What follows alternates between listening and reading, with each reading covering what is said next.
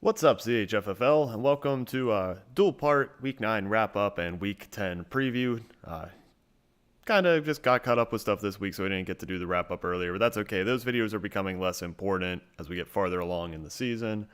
So let's just go right in. I'm 36-18 after going 5-1 in Week 9. In the game of the week, beat Mark by 9 points. It was really a pretty good matchup. Mark's guys just couldn't come through on Monday night and get him the points he needed, and that effectively eliminates Mark from playoff contention. It's still mathematically possible, but very unlikely. Parker got a very important win against Swan, and this was the one game I predicted incorrectly. Parker 134, Swan 126. Very important, gives Parker the head-to-head 2-0 record. That would be a tiebreaker for the playoffs. So Swan, to make the playoffs now, would need to gain 2 full games on Parker over the rest of the season. So Stan destroyed Grant and got the Team of the Week bonus and the $10 on Venmo. Congratulations, Stan. Marty barely pulled out a win against Minnie, 86-85. It's just the difference in the conferences, man. I keep harping on it, but there's no way any of us who are battling for a playoff spot in the anime conference would get a win with 86 points. Wes destroyed Brad, which while I had Wes winning that game, I said that I thought it would be close. I was pretty wrong about that. And then Max also handily beat Roy. So this week, the anime conference, a little number from His and Her Circumstances.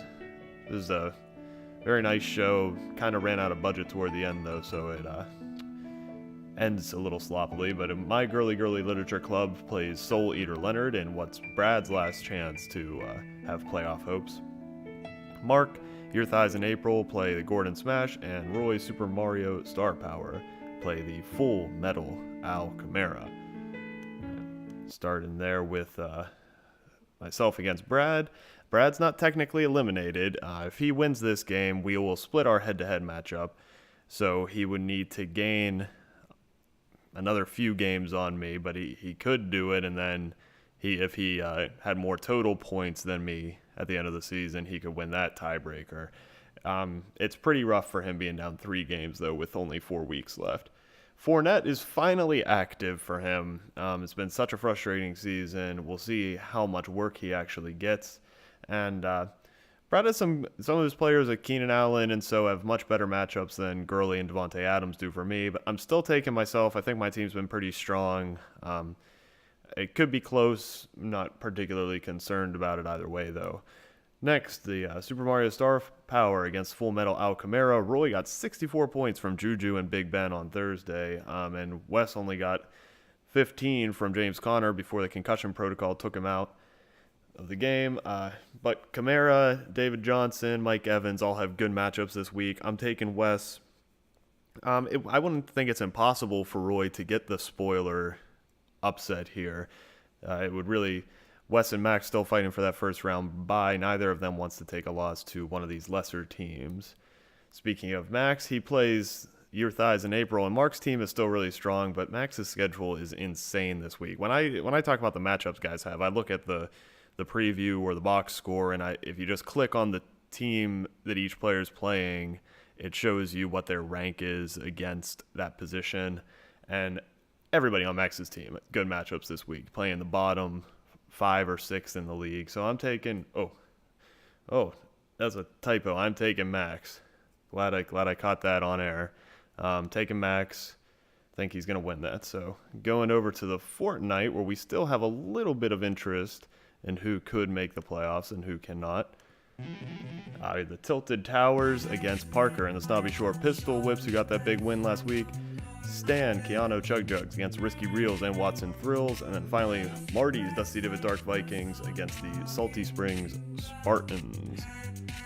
So, first up here, Tilted Towers against Pot. Grant actually put together a decent squad this week, playing matchups and stuff. It's like he finally woke up 10 weeks into the season.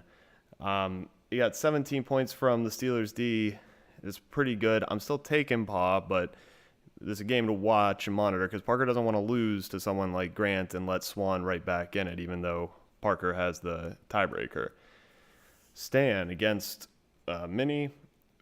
Stan got 51 from Newton and McAfee. Also interesting to see that Saquon having his first game with Stan. We'll want to watch that. I'm picking Stan. I don't think this one will be close. And finally, we have my game of the week is Marty against Swan, because I think this is a big chance. I think Swan is close enough that he can win this game. Marty only got 34 from Brown and Olsen. That's about like what you'd expect, but it's not going up over the top. Zeke is against Philadelphia's defense, a really tough game for a running back, and Gronk's questionable. I think he was favored not to play. I'm not getting that wrong. Marty currently has the tight end and the tight end in the flex spot. I'm taking Swan with the upset. Maybe it's just my wishing as a commissioner that things will stay interesting. But if Swan wins, you could see Parker losing to Marty. So you could have a bit of a race down the stretch. Anyway, thanks for watching. Feel free to like, subscribe, and all that. I am going to go hit up a golf course because it is still warm enough here in Georgia to go golfing. Till next time, we'll see ya.